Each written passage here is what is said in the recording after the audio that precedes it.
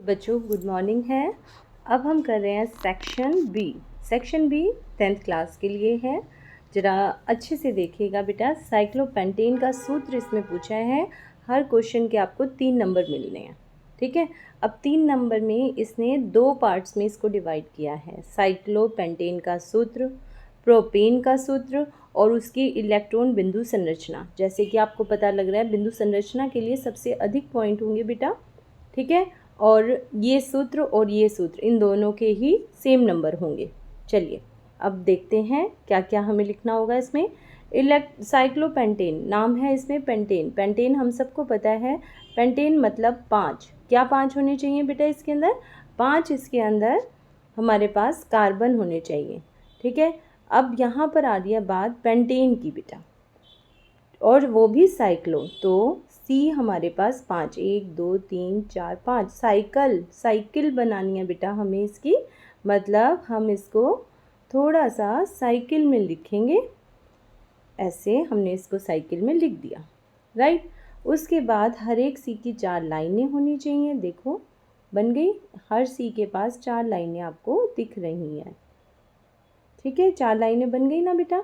तो कितने एच बिठाओगे? 1 2 3 4 5 6 7 8 9 10। तो फार्मूला क्या हो गया? सूत्र पूछा था हमें, ये नहीं बनाना था, सूत्र बनाना था। तो हम C5H10 इसका सूत्र लिखेंगे। अगले क्वेश्चन में पूछ रहा है प्रोपेन का सूत्र। प्रोपेन मतलब याद कर लो, प्रोप जो शब्द है इससे हमें पता लगता है कि C3 है और प्रोपेन है, मतलब H को दुगना करेंगे। 3 का दुगना 6 होता है, उसमें 2 जोड़ेंगे तो 6 + 2 8 होता है। ये इसका सूत्र हो गया। 2 क्वेश्चन का हमने आंसर दे दिया। तीसरे पार्ट का आंसर इसी में, तीसरा पार्ट इसने पूछा है इलेक्ट्रॉन बिंदु संरचना किसकी बनानी है? प्रोपेन की। तो बना दीजिए बेटा, 1 2 3 सी बनाने हैं हमें। उसके बाद हमें इसके इलेक्ट्रॉन्स बनाने होंगे। हर एक सी के पास अपने 4 इलेक्ट्रॉन होंगे। 1 2 3 4, 1 2 3 4, 1 2 3 4, ठीक है। अब जो जगह बच जाती है उसके ऊपर जो जोड़े के हैं, ये वाले, जैसे ये आपको जोड़ा दिखाई दे रहा है, जो जोड़े के हैं बेटा उनको हमें कुछ नहीं करना। जिस पे जोड़ा नहीं है उसके पास हम एक एच लगाएंगे। एक एच यहाँ, एक एच यहाँ, एक यहाँ, एक यहाँ लगा देंगे, एक यहाँ लगाएंगे और एक यहाँ लगाएंगे और एक यहाँ लगाएंगे। H की संयोजकता पूरी हो गई, उसने पूरे 2 इलेक्ट्रॉन ले लिए, ठीक है। सहसंयोजी आबंध बना रहे हैं। और जो C की है बेटा वो कैसी होगी? ऐसे 8 पूरी, ठीक है। ऐसे दिखाओगे, सर्कल नहीं दिखाओगे, ऐसे गोले नहीं दिखाओगे। बिंदु, टोटल बिंदु 8 होनी चाहिए C के आसपास, तब ये पूरी होगी, नहीं तो ये पूरी नहीं होगी। अगला क्वेश्चन देखेंगे बेटा, ये आपका आवर्त सारणी वाले पार्ट 5 में से लिया हुआ है। इसके अंदर ये कहता है कि डॉबे-राइनर के त्रिका की तरह वर्गीकृत किया जा सकता है या नहीं। ये समूह दे रखा है 1 और 2। अब इसके अंदर देखो बेटा, सोडियम एक धातु है, Na, क्लोरीन अधातु है और सिलिकॉन उपधातु है। क्या ये किसी डॉबे-राइनर त्रिक में बैठ सकते हैं? नहीं। ये सारे तत्व एक ही समूह में नहीं आ सकते, क्योंकि इन सबकी भौतिक गुण अलग अलग हैं। इन सबका गुण अलग अलग है, ये लिख सकते हो। भौतिक भी याद नहीं है, कोई बात नहीं, इन सबके गुण अलग अलग है, ये आंसर लिख देना। सोडियम एक धातु है, क्लोरीन एक अधातु है और सिलिकॉन उपधातु है। इन सबके गुण अलग अलग हैं, इन सभी तत्वों के गुण अलग अलग हैं, इसीलिए इनको डॉबे-राइनर त्रिक में नहीं बिठा सकते। जबकि अगर हम इसके परमाणु द्रव्यमान को देखें तो सोडियम का बेटा 23 है और क्लोरीन का 35 है।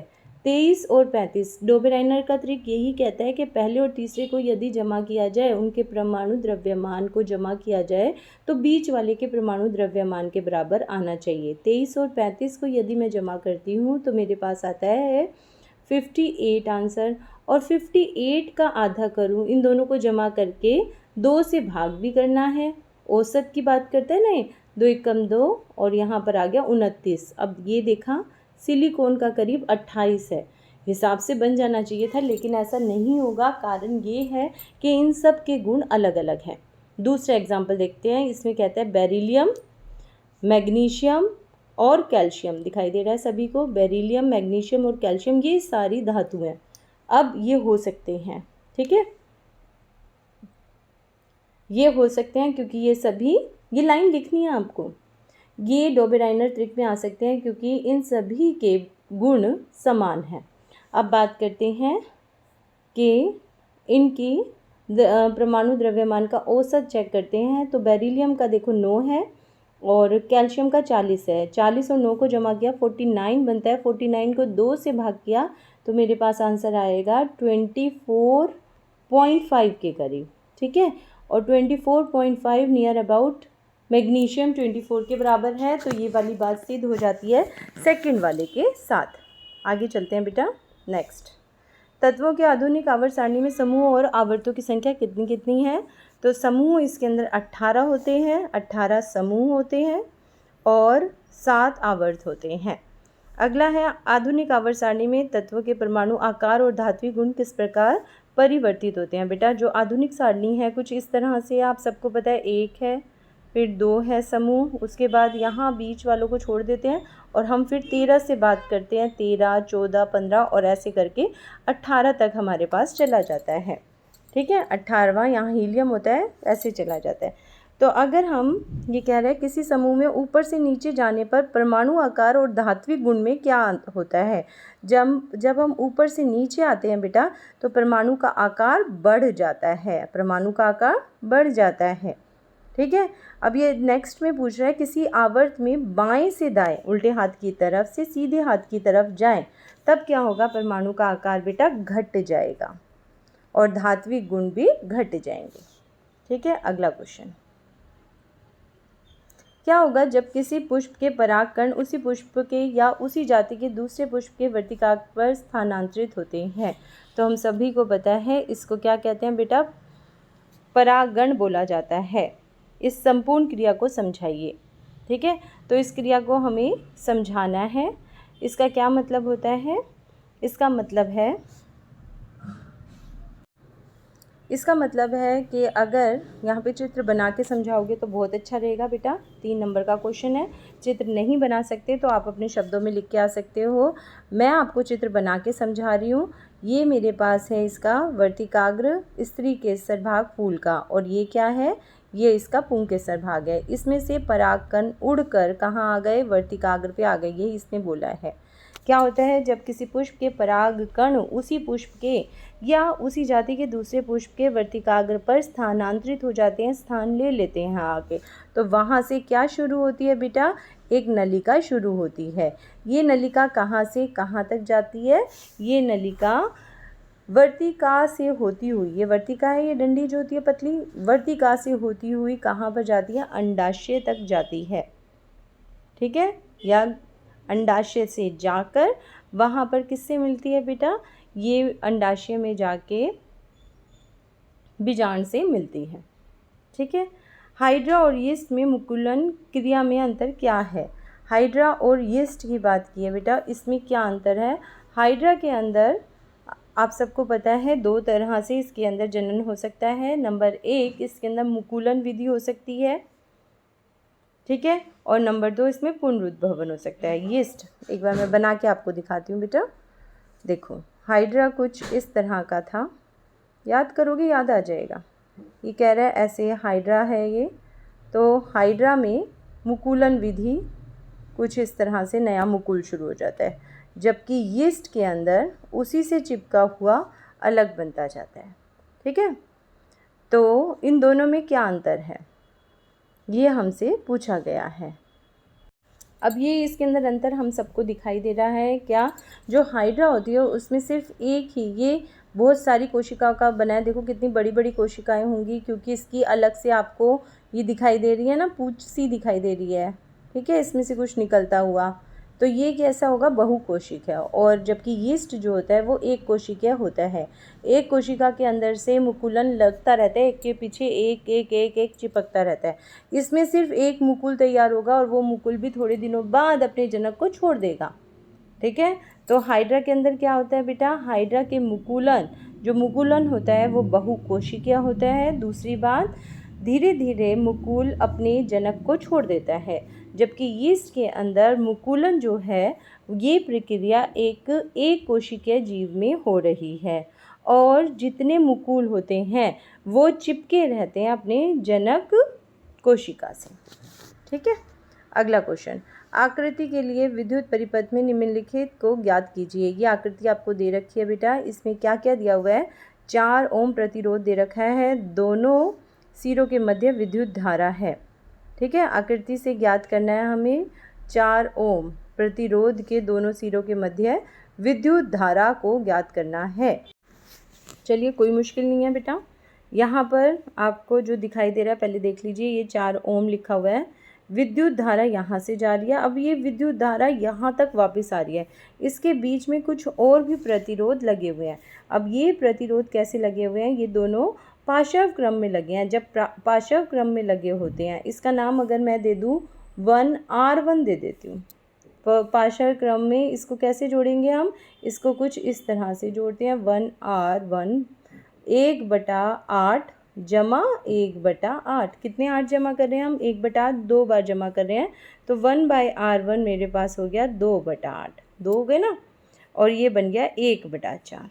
1/R1 किसके बराबर हो गया, 1/4 के, इसका मतलब R1 बराबर है 4 के, 4 ओम। अब ये 4 ओम और ये वाला 4 ओम एक लाइन से ही तो बंधे हुए हैं। जब लाइन से बंधे हुए होते हैं तो ये सीधा जमा होते हैं, 4 ओम जमा 4 ओम पूरा हमारा प्रतिरोध है और ये बन गया 8 ओम के। अब निकालना क्या है, हमें निकालना है विद्युत धारा। हमें पता है V बराबर IR होता है, V की वैल्यू 8 है हमारे पास, I हमें निकालना है और R हमें 8 दे रखा है, तो हमारे पास I कितना आ जाएगा बेटा, I का मान 1 एम्पियर आ गया। कैसे आ गया, I अकेला छोड़ दो, 8/8 हो गया, कट गया, तो आंसर कितना आ गया 1। इसका मतलब I बराबर 1 एम्पियर, 1 ऐसे लिखना पड़ेगा, मात्रक ज़रूर लगाना पड़ेगा। ठीक है, अगले क्वेश्चन में कह रहा है 4 ओम प्रतिरोध के दोनों सिरों के बीच में विभवांतर बताइए। अब ये कैसे निकालेंगे, हमें पता है V बराबर IR है और 4 ओम अगर हम खाली ले रहे हैं R की वैल्यू और I की वैल्यू 1 अभी हमने निकाली है, तो आंसर कितना आ गया 4 वोल्ट। मतलब सिर्फ 4 ओम के लिए अगर मैं यहाँ पर विभवांतर लगा देती हूँ तब बताना है हमें, यहाँ पर इसको इतना सही हमें नापना था, तो कितनी बैटरी यूज़ होगी, 4 वोल्ट की हमें इसके अंदर विभवांतर इसको देना पड़ेगा।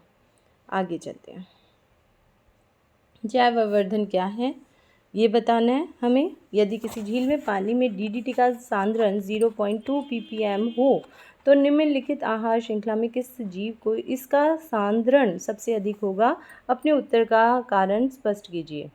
ठीक है, ये दे रखी है हमें, शैवाल है, शैवाल को खा रहा है कौन, प्राणी पलवक खा रहा है उसे, प्राणी पलवक को कौन खा रहा है, छोटी मछली खा रही है और छोटी मछली को बड़ी मछली खा रही है। पहले तो इसको प्रॉपर लिख देना, ठीक है, और पहले जैव आवर्धन बता देना बेटा धीरे धीरे करके, किस चीज़ का, किसका सांद्रण, हानिकारक पदार्थों का सांद्रण। ठीक है, जैसे कि कौन सा, मच्छर मारने की दवाई। ठीक है, एक पोषी स्तर से दूसरे पोषी स्तर में बढ़ जाती है और इसी को कहते हैं जैव आवर्धन। एक ऐसी प्रक्रिया जिसके द्वारा, ठीक है, हानिकारक रसायन जैसे कि मच्छर मारने की दवाई एक पोषी स्तर से दूसरे पोषी स्तर में धीरे धीरे आहार श्रृंखला में बढ़ जाती है, इसको हम जैव आवर्धन या बायोलॉजिकल मैग्नीफिकेशन कहते हैं। ठीक है, इंग्लिश में बायोलॉजिकल मैग्नीफिकेशन है। जैसे कि ये बता रहा है, अब DDT का आप उदाहरण लेकर बताओ। तो हमें पता है DDT का सांद्रण, DDT पाउडर अगर हमने डाला तो ये क्या काम करता है बेटा, ये इससे क्या होता है, DDT पाउडर डालने से जितने हमारे पोषक तत्व हैं धीरे धीरे पोषक तत्वों के अंदर मिल जाता है DDT। हमने DDT का स्प्रे किया फसलों के ऊपर और फसलें जो हैं वो धीरे धीरे एक पोषी स्तर से दूसरे पोषी स्तर में जब खाई जाती हैं, जैसे हमने फ्रूट खाया, उस पे डीडीटी पाउडर छिड़का हुआ था, उस फ्रूट से सबसे पहले उसे मान लो किसी चूहे ने खाया, चूहे को किसी और ने खाया, तो धीरे धीरे करके एक पोषक स्तर से दूसरे पोषक स्तर में इसका सांद्रण बढ़ता जाता है डीडीटी का। ठीक है, यही इसने कहा था। इसको स्पष्ट करके बताओ तो कैसे बढ़ेगा। सबसे कम होगा शैवाल में, फिर ज़्यादा हो जाएगा प्राणी पलवक में, फिर उससे ज़्यादा छोटी मछली में होगा, बड़ी मछली में सबसे अधिक जैव आवर्धन होगा। ठीक है, क्योंकि धीरे धीरे डीडीटी कहाँ पहुँच जाता है बेटा, एक पोषक स्तर से दूसरे पोषक स्तर में खाने के द्वारा पहुँच जाता है। और इसलिए डीडीटी पाउडर सबसे अधिक किस में जमा मिलेगा हमें, सबसे आखिरी वाले पोषक स्तर में सबसे अधिक होगा, मतलब बड़ी फिश में। ये जो बिग फिश है या बड़ी मछली है उसमें सबसे ज़्यादा डीडीटी पाउडर का सांद्रण होगा। प्रतिरोध की परिभाषित कीजिए। प्रतिरोध मतलब क्या होता है, हर एक सुचालक के अपने अंदर से विद्युत धारा को बहने से रोकने को बोलते हैं बेटा प्रतिरोध।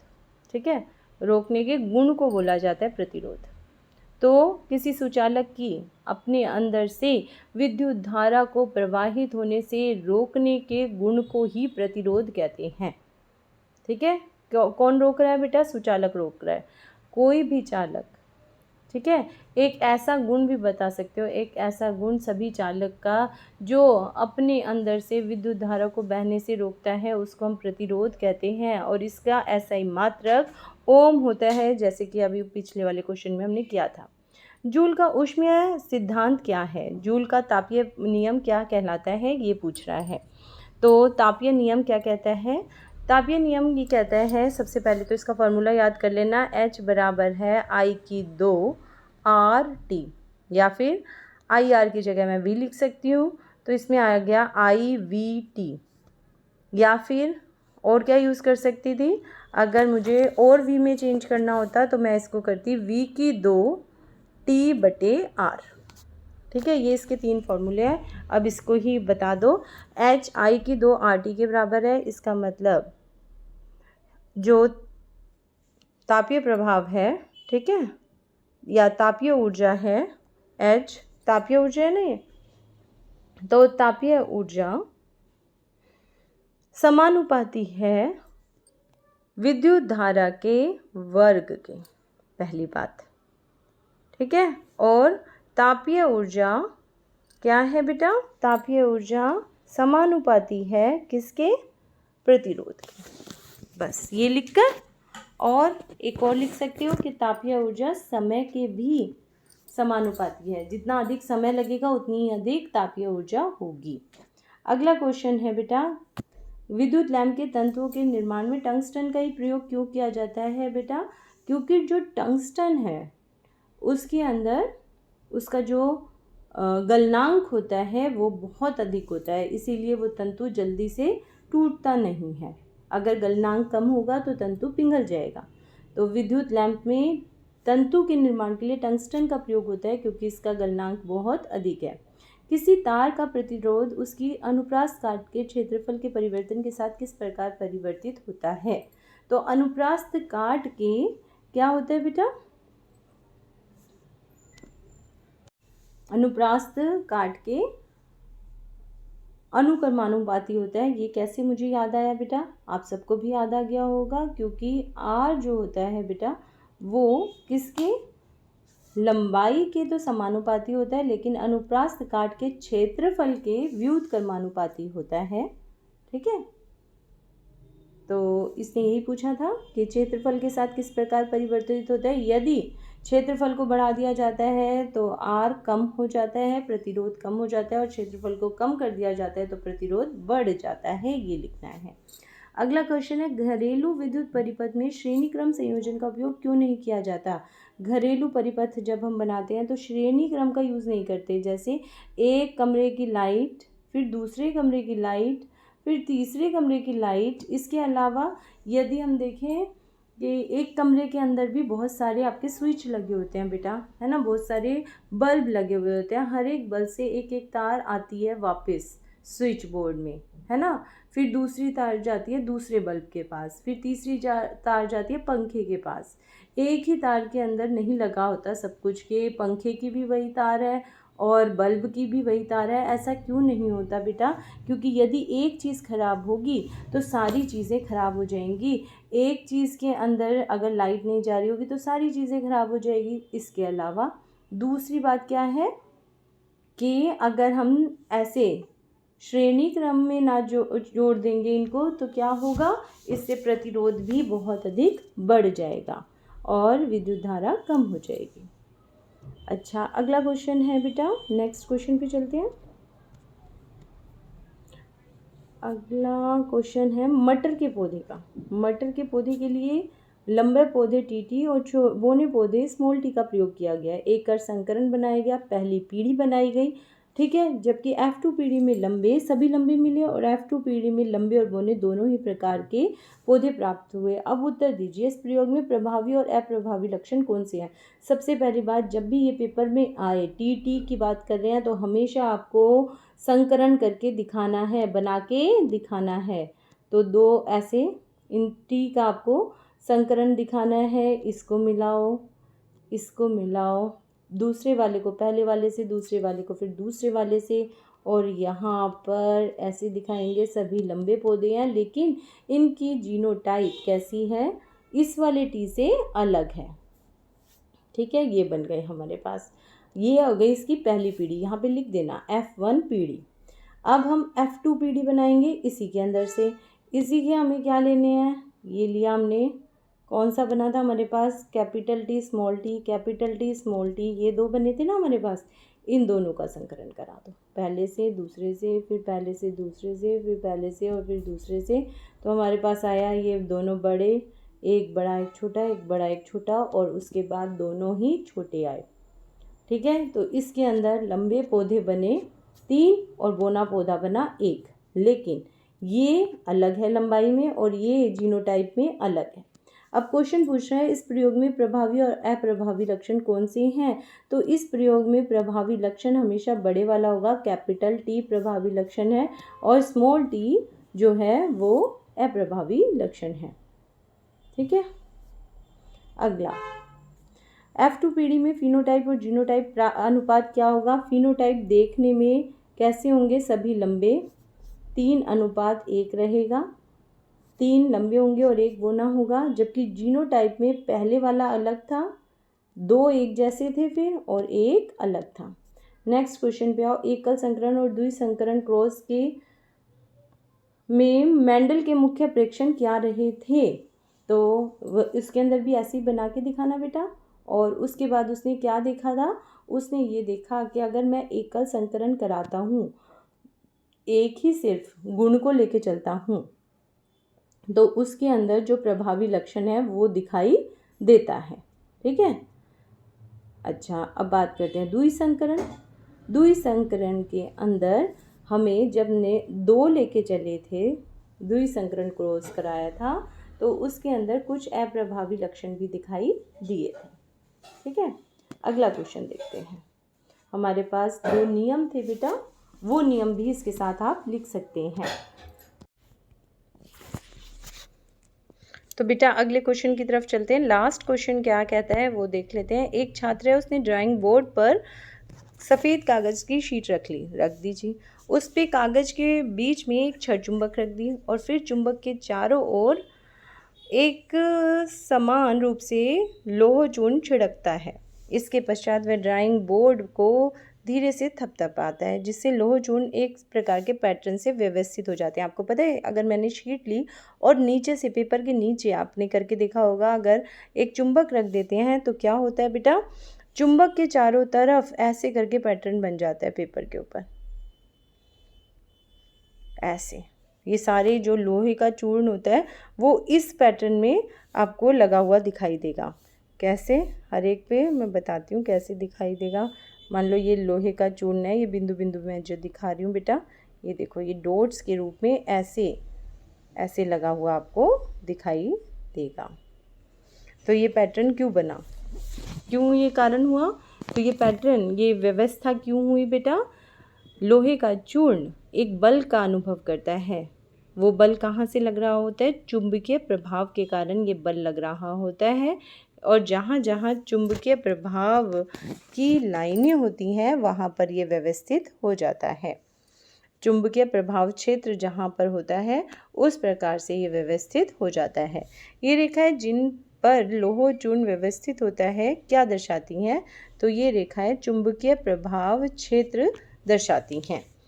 चुंबक के सिरे पर लौह चूर्ण की अधिकता क्या इंगित करती है? अब हमने देखा यहाँ इस सिरे पर अधिक है और इस सिरे पर अधिक है।